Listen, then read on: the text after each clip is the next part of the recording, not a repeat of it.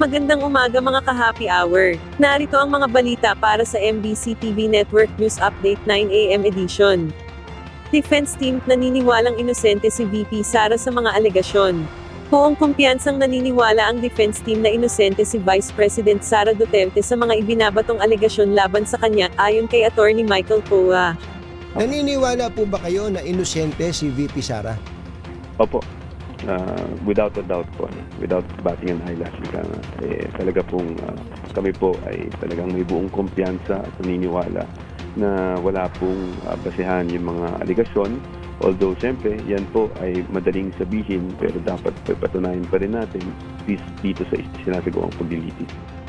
Samantala, 81 Pinoy seafarers ligtas na nakadaan sa Strait of Hormuz. Ligtas ang 81 na Pinoy seafarers na dumaan sa Strait of Hormuz. Ayon sa Department of Foreign Affairs na ang nasabing mga 81 na Pinoy seafarers ay lula ng 4 na barko. Ang mga barko ay kinabibilangan ng MV Western Doncaster, MV Vivian Trader, MV Ling Trader, at MV Eva Fuji ay nakompleto ang kanilang paglayag sa nasabing lugar sa pagitan ng June 24 hanggang July 1. Ang nasabing pahayag ay kasunod ng muling pagsiklab ng labanan sa pagitan ng US at Iran. Pinasalamatan ng DFA ang papel ng United Nations at International Maritime Organization sa pagsuporta sa mga civilian shipping at pagsasaayos sa mga paglilikas ng mga seafarers na apektado ng kaguluhan. Sa nasabing pagtutulungan ng UN at IMO ay nakapagpalikas na sila ng nasa 136 na mga barko at mga 2,900 na mga seafarers. At yan ang mga balita para sa MBC TV Network News Update 9 AM edition.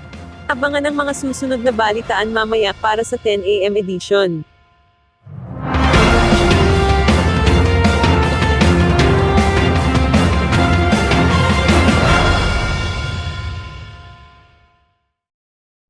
Mga ka-happy hour, kung gusto mong manood ang mga balita sa MBC TV Network News Update, mag-subscribe sa aming YouTube channel, i-like ang aming Facebook page, at i-follow sa aming TikTok account.